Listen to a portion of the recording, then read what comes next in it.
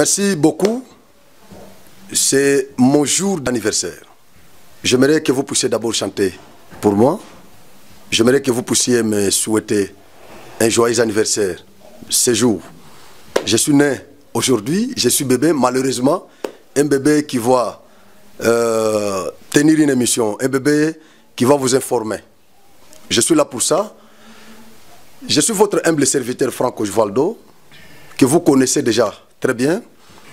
Je suis sur ce plateau, le plateau de Kananga Tabala aujourd'hui. Oui, Kananga Tabala, parce que nous serons un peu focalisés à Kananga, mais nous allons aborder beaucoup de questions qui sont relatives à la sortie du gouvernement. Ouais, parce que ça continue à faire parler plus d'une personne, ça continue à défrayer la chronique en RDC. Nous allons aborder cette question, la sortie du gouvernement, parce que ça a divisé les Congolais. Oui, ça a divisé les Congolais. Nous allons un peu esquisser les coups d'État, bien que ça fait déjà, je crois, pratiquement des semaines que ça s'est passé chez nous. Mais nous allons aborder encore cette question, nous allons esquisser, nous allons évoquer quelques éléments là-bas, parce que je ne serai pas seul sur ce plateau. Et en dehors de ça, nous allons parler du Kasaï central. Il y a des manifestations, il y a des Kanangais, des centres kassaïens qui sont offusqués, qui ne sont pas contents par le fait qu'ils ne se sont pas retrouvés dans le gouvernement de la première ministre Judith Suminwa Toulouka. Alors, je vais inviter sur ce plateau un centre kassaïen, un avocat de surcroît, notre conseil, c'est un analyste maison, il n'est pas à présenter. Je vais l'inviter sur ce plateau. Avec lui, nous allons épiloguer sur toutes ces questions susmentionnées. Il s'agit de maître Daniel Makolo, que j'invite sur le plateau de Genor TV. Bonjour maître. Bonjour monsieur Franck. Comment vous allez? Non, on se porte bien. La santé, la vie à Kananga, chez nous? Je suis en bonne santé et Kananga se comporte comme il se comporte là. Et j'ai saisi l'opportunité pour te souhaiter le bon anniversaire. Merci beaucoup. Ce n'est pas donné à tout le monde. Merci beaucoup. À l'heure qu'il est un cadavre, on ne peut pas s'inviter à cela. Merci beaucoup. Donc, merci. Comme je l'ai présenté dès l'entame de l'émission, nous allons aborder quelques questions ici avec vous. Vous connaissant très bien. Voilà pourquoi nous avons préféré que vous soyez notre invité aujourd'hui sur les plateaux de Genor TV, pour qu'avec vous puissions aborder la question de la sortie du gouvernement. Quelle est la lecture que vous avez faite par rapport à la sortie de ce gouvernement? Nous avons certains Congolais qui estiment qu'il n'y a pas la représentativité. Le principe consacré dans notre constitution de la représentativité n'est pas effectivement respecté par le président de la République et la première ministre Judith Suminwa. Qu'en pensez-vous par rapport à cette question? Non, ici je voudrais parler par rapport à la province du Kasaï central. Il est vrai que quand on fait le partage de ministères, on tient compte du poids politique, on tient compte du principe géopolitique.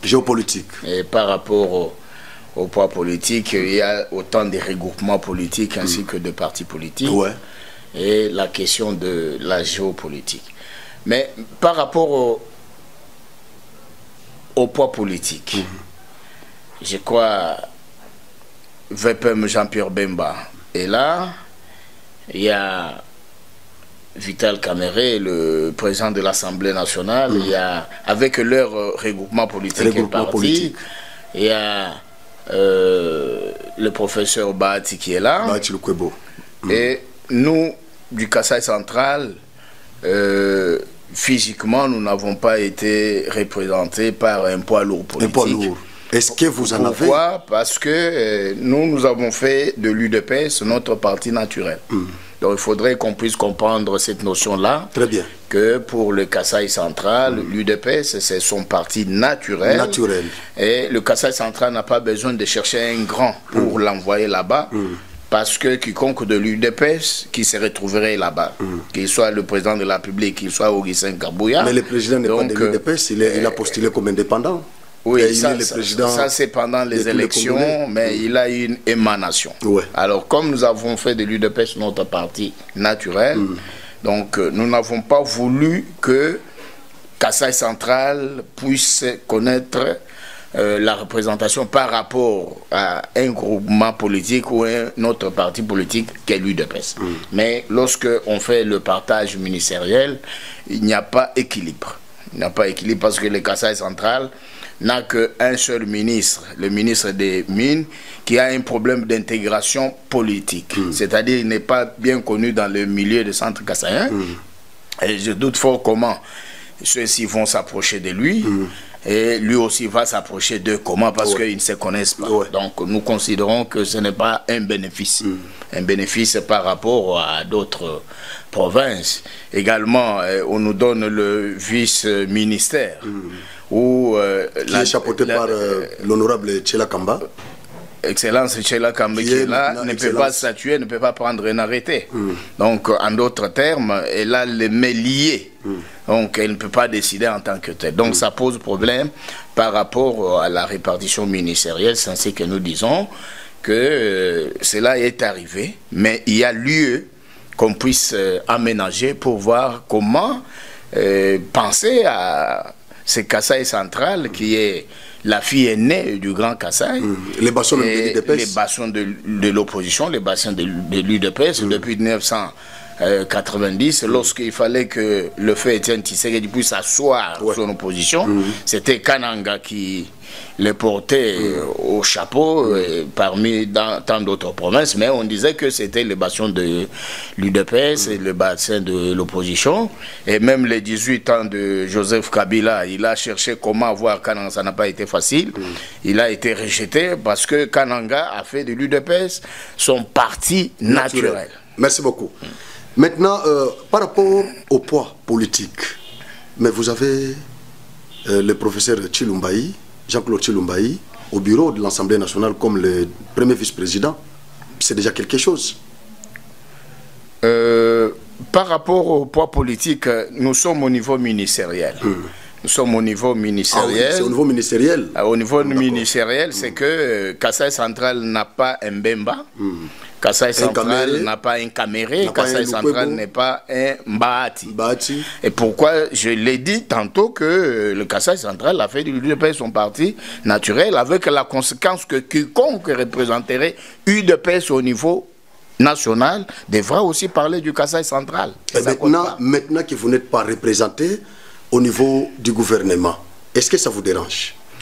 Ça nous dérange parce que par rapport à la représentativité, nous n'avons pas un interlocuteur valable. Valable. En politique, quand on parle de la question de géopolitique, c'est fondé. Parce que quand vous avez celui qui répond, c'est auprès de celui-là que vous devez vous approcher pour poser vos problèmes politiques, avec la conséquence qu'il a des entrées faciles à la présidence, il a des entrées faciles au Parlement.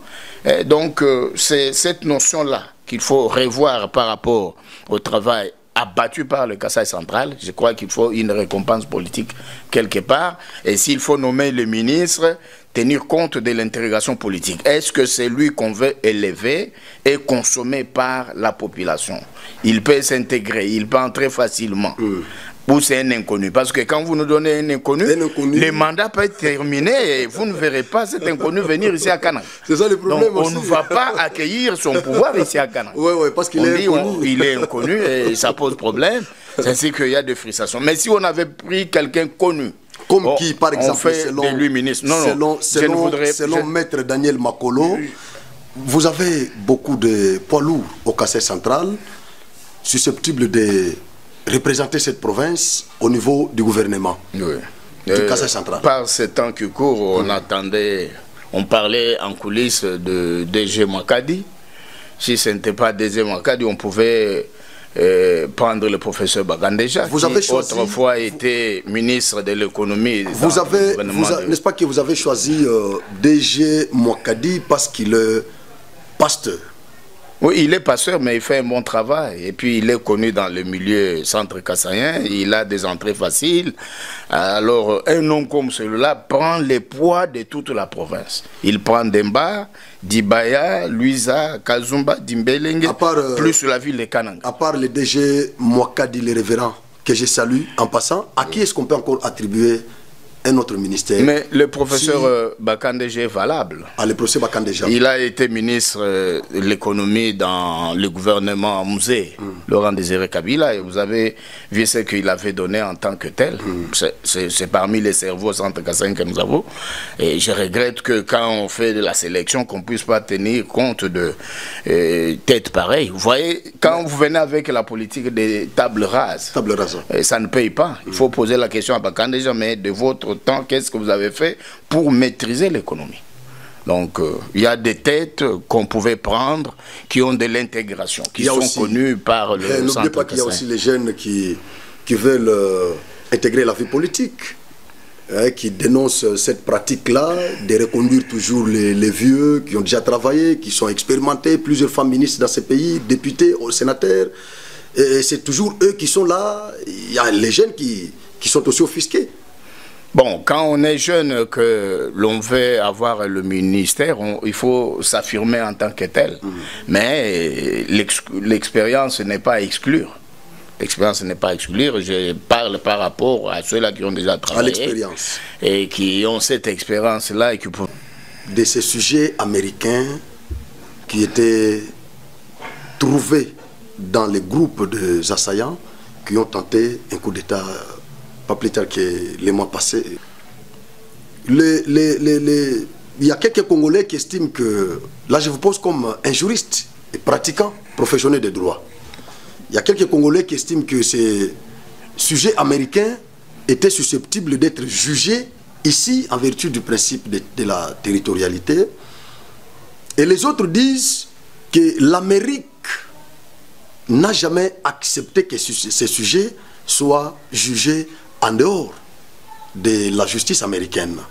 Qu'en pensez-vous en tant que juriste? Est-ce que ces sujets américains peuvent être jugés ici ou ils doivent être extradés pour que la RDC maintienne ses relations diplomatiques, économiques, même militaires avec les États-Unis? Merci de la question. Il y a là les deux notions de droit international. Le droit international qui fait allégeance avec les membres du corps diplomatique. Et lorsque j'entre dedans, je ne trouve pas que c'est deux personnes ou les Américains qui étaient dans les coups contre la République démocratique du Congo. C'était de membres du corps diplomatique. Non, il n'était pas. Il n'était pas membre du corps diplomatique. Et comme ils avaient commis les faits infractionnels sur notre territoire, c'est que il fallait, en vertu du principe de la territorialité, qu'ils soient jugés par les juridictions congolaises. Alors, le fait de les extrader, je crois qu'il y a eu un arrangement politique, mais par rapport à leur statut, ils ne sont pas membres du corps diplomatique pour qu'on puisse les soustraire de la justice et qu'ils soient jugés devant les juridictions américaines. D'accord, merci beaucoup. Maintenant, nous allons rentrer au Kasaï central, précisément. Maître, vous êtes notable de cette province qui continue à croupir dans la misère la plus exacerbée. Il y a quelques centres Kasaï qui estiment que le président Félix a roulé les Kasaï centrales.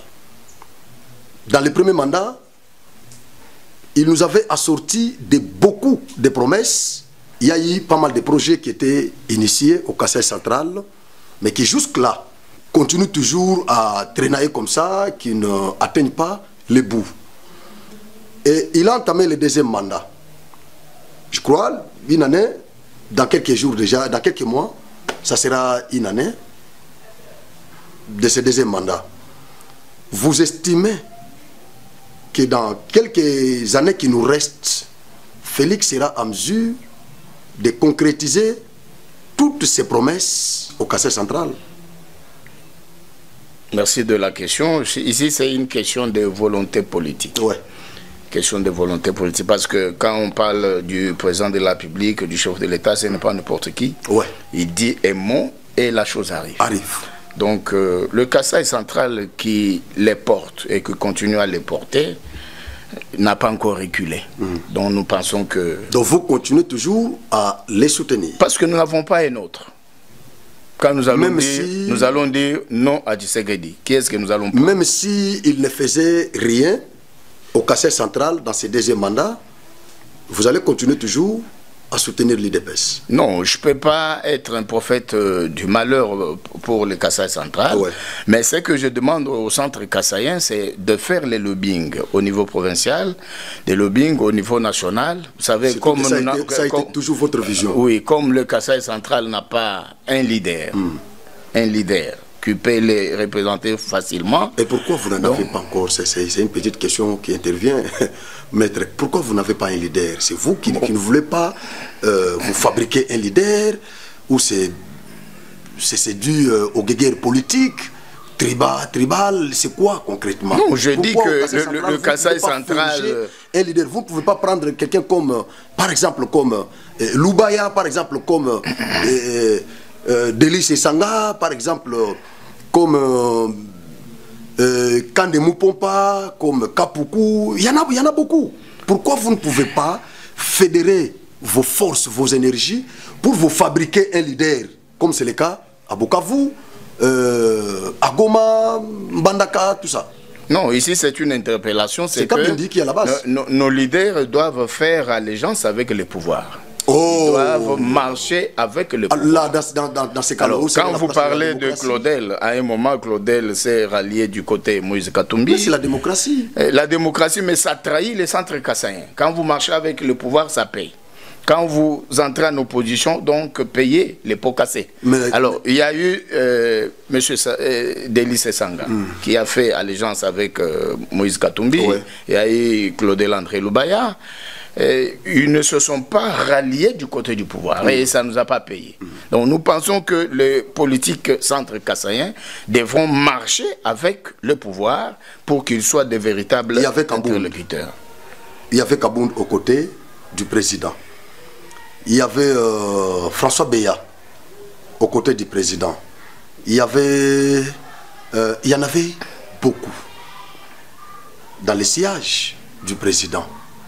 Et qu'est-ce que tous ces gens ont foutu au Kassai central? Non, toutes ces personnes ont eu à parler du Kassai central. Et qu'est-ce qui s'est passé? Alors, nous demandons au président de la République de mettre sa main à la pâte. Je crois que chaque chose a son temps. Ouais.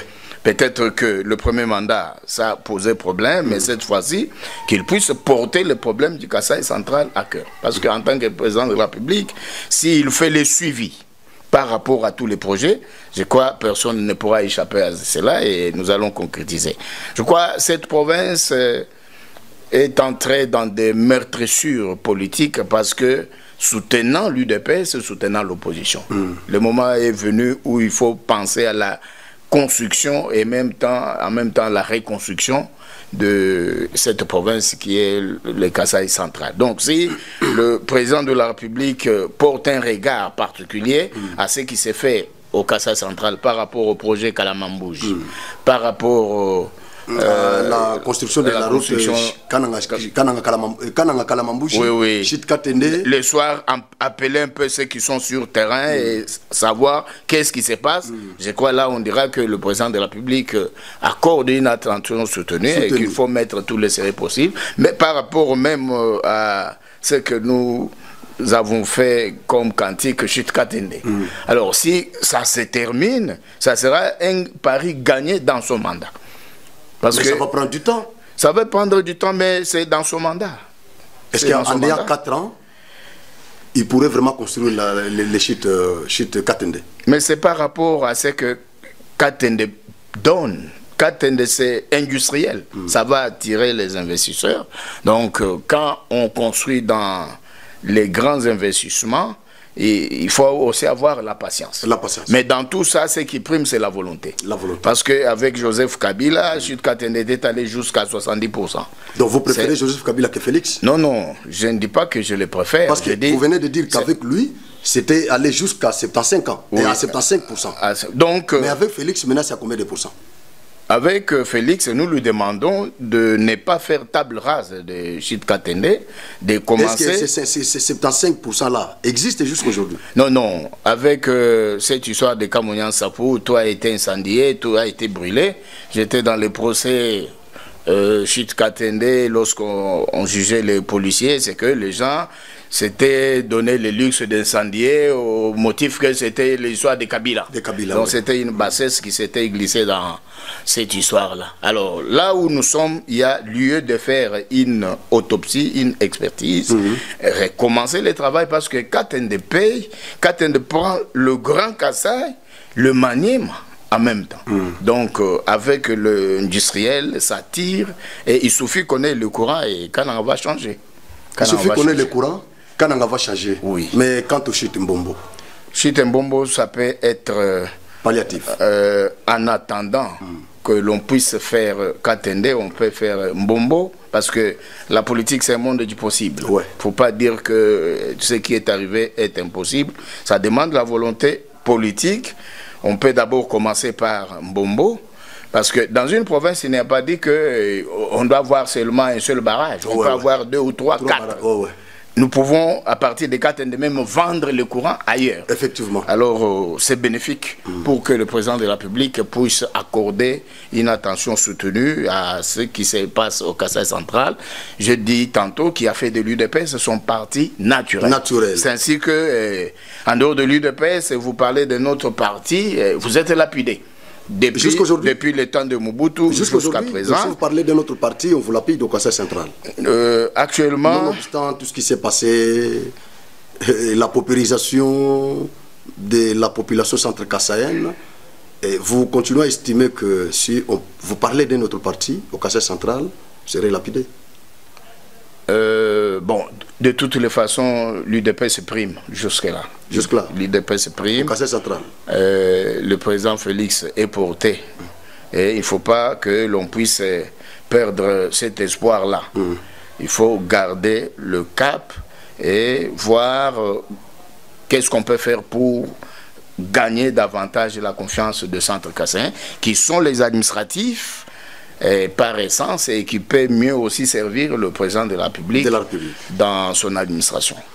Merci beaucoup. Jusque-là, l'UDPS prime au Kassai central, selon Maître Daniel Makolo. L'UDPS prime au Kassai central.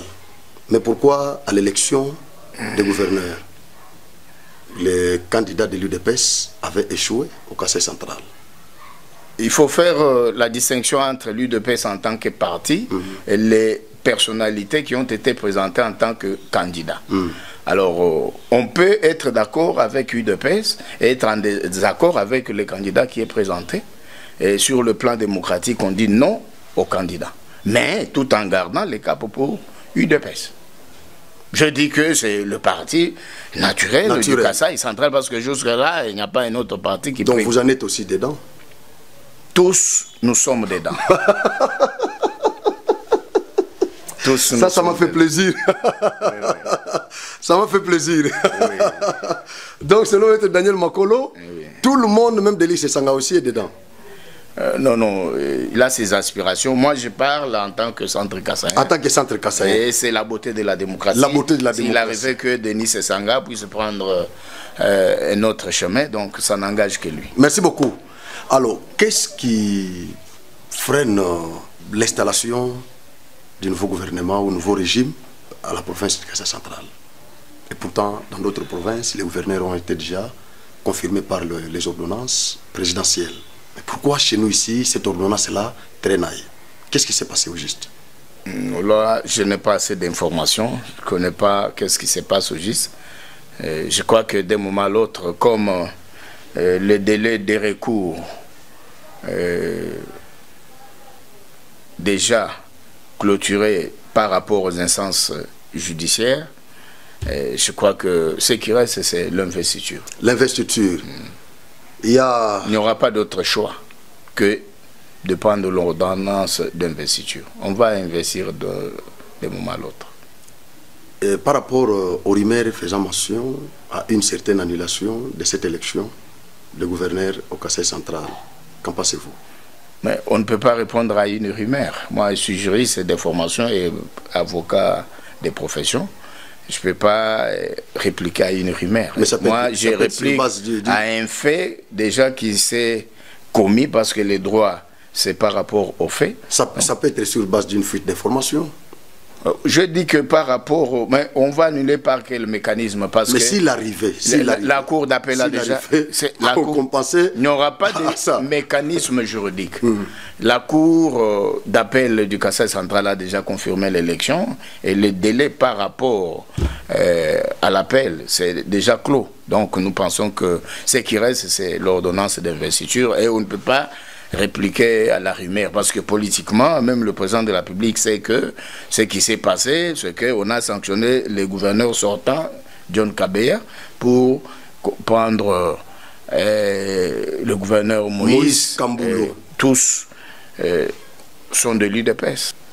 Je vais lui demander de beaucoup écouter les centres kassaïens, de faire bloc avec ceux qui ont le pouvoir économique, c'est-à-dire la FEC, qui est disposé à accompagner les politiques centres kassaïens, d'écouter et d'avoir la volonté de commencer quelque part.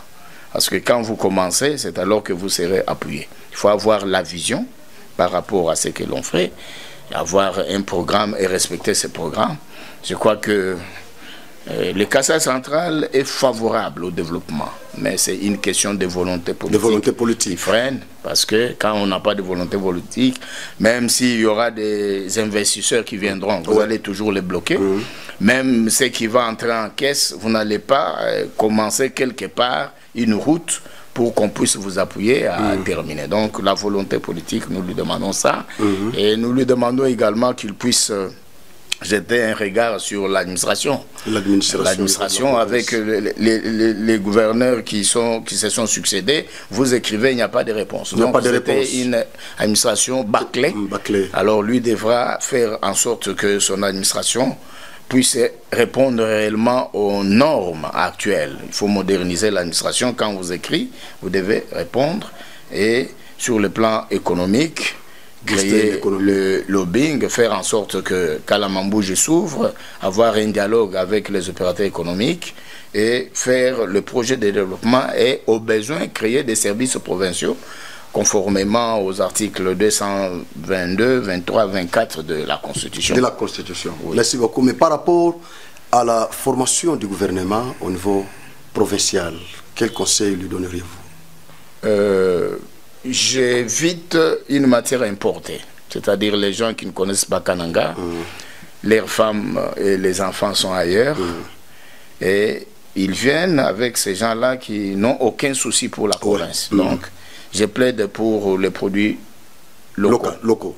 Il faut prendre les produits locaux qui ont la maîtrise de la chose et qui peuvent faire mieux que les gens importés qu'on vous impose et qui n'ont aucune volonté de faire ce qui vient, c'est trouver l'argent pour acheter une parcelle à Kinshasa, trouver l'argent pour nourrir sa femme et ses enfants qui sont en Europe. Ça, il faut éviter parce que dans d'autres provinces, on prend des produits locaux, ils ont les soucis de la province et tout s'est fait localement parce que c'est le régionalisme politique. Il faut bâtir chez soi. Toujours défendu. Oui. Vous allez regarder notre caméra et vous allez nous dire, au regard de tout ce qui se passe au Kassai central, l'inachèvement des projets initiés par les chefs de l'État, la paupérisation dont cette population est victime, les ravins, n'en parlons même pas. Au regard de tout ça, vous allez regarder notre caméra et vous allez nous dire qui serait à la base de ce sous-développement du Kassai central. Bon, on ne peut pas se développer sans leader. Donc, ici, j'interpelle le politique centre kassaïen pour prendre conscience que le développement ne peut pas s'opérer sans qu'il y ait un leitmotiv d'un leadership quelque part. Également, notre main reste étendue au président de la République pour qu'il puisse avoir un œil regardant à tout ce qui se passe au Kasaï central, qui a pris de PES comme son parti naturel. Il y a des projets, oui, mais il doit faire des suivis. Il doit faire des suivis. Donc vous accusez le manque de leadership au Kasaï central. C'est ce qui serait à la base de la paupérisation. Manque de leadership ainsi que le manque de la volonté politique. Et au finish, il faut combattre les détournements. Les détournements. On ne peut pas gérer une province, on ne peut pas gérer un pays sur le modèle de détournement. Merci beaucoup. Nous sommes arrivés à la fin.